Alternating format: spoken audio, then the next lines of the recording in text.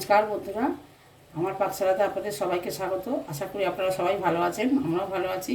আজকে আপনাদের আমি তৈরি করে দেখাবো মালাই চিকেন। আমি এখানে কড়াইয়ে গরম জল বসিয়ে দিয়েছি। এর মধ্যে একটুখানি নুন দেবো, অল্প করে, হাফ চামচের কম নুন দিয়ে আমি মাংসটা সিদ্ধ করতে বসাবো।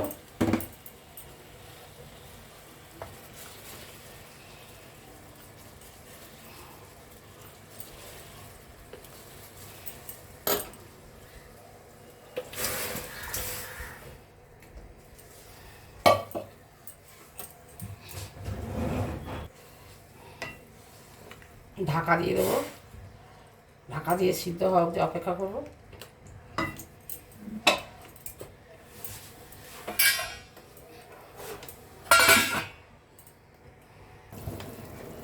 আমার মাংসটা একদমই সিদ্ধ হয়ে গেছে।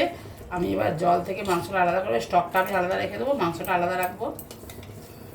মাংসগুলো আমি ছাঁচা দিয়ে তুলে নিচ্ছি।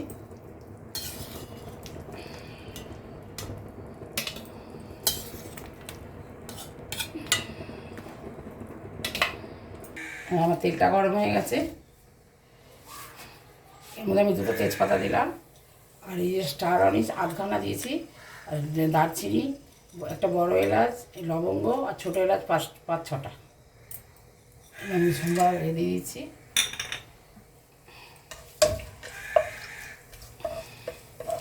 কয়েক সেকেন্ড একটু নাড়াচাড়া করবো, এতে যখন একটা সুন্দর ঘ্রাণ বেরোবে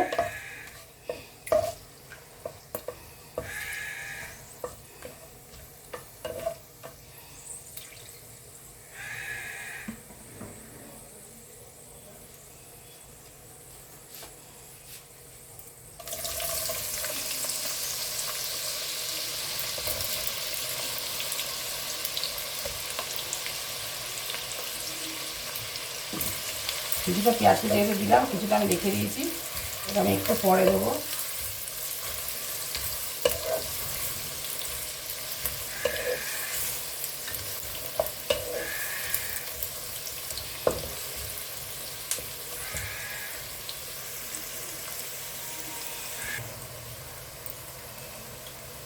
পেঁয়াজটা একদমই ভাজা হয়ে গেছে। এবার আমি আদা রসুন বাটা দিচ্ছি।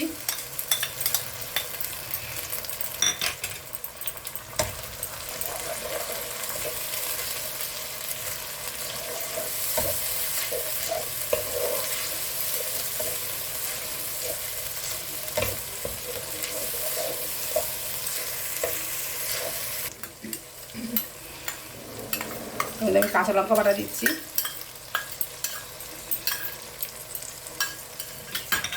আপনারা যে যেরকম ঝাল খেতে পছন্দ করেন সেরকম দেবেন।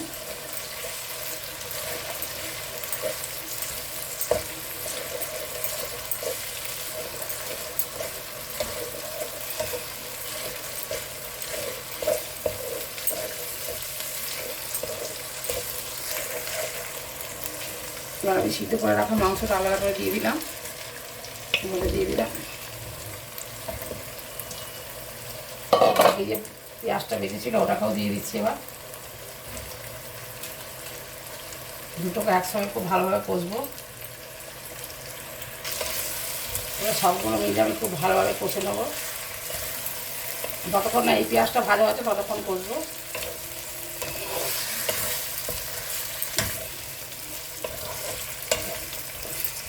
এটাকে ঢাকা দিয়ে দেবো কিছুক্ষণের জন্য।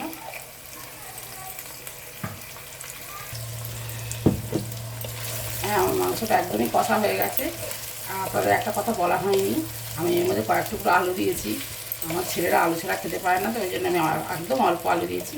আপনাদের পছন্দ হলে দেবেন, না পছন্দ হলে না দেবেন। এবার আমি এর মধ্যে স্টকটা দিয়ে দেবো।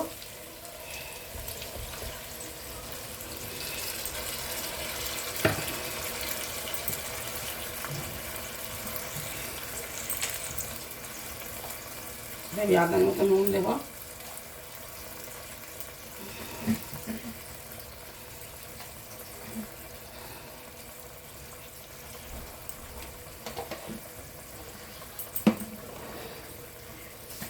যেহেতু এটা মালাই চিকেন, ওই জন্য এর মধ্যে অল্প করে মিষ্টি দিতে হবে, একদম অল্প একটু মিষ্টি দিলাম।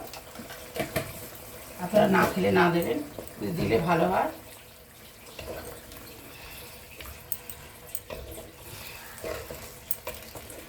অল্প একটু জল দেবো আপনি মধ্যে।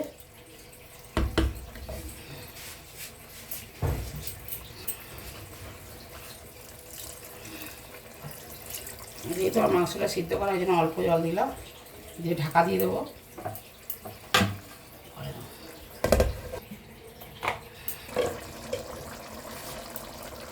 এবার আমি এর মধ্যে এই সরের মালাই দেবো।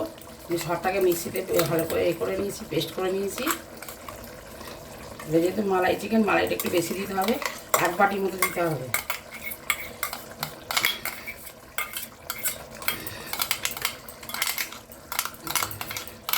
আপনার যদি সর না থাকে তাহলে বাজার থেকে কেনা আমুল ক্রিমটাও দিতে পারেন, এইটা দিলে বেশি ভালো হবে।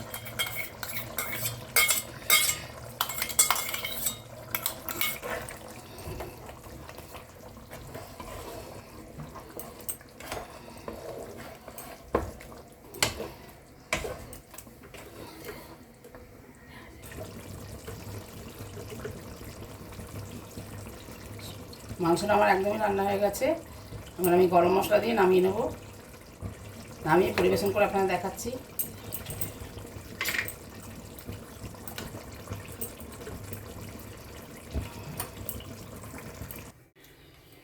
হ্যাঁ, আমার মালাই চিকেনটা রান্না করা হয়ে গেছে। আমি যেরকম রান্না করলাম এরকমভাবে রান্না করবেন।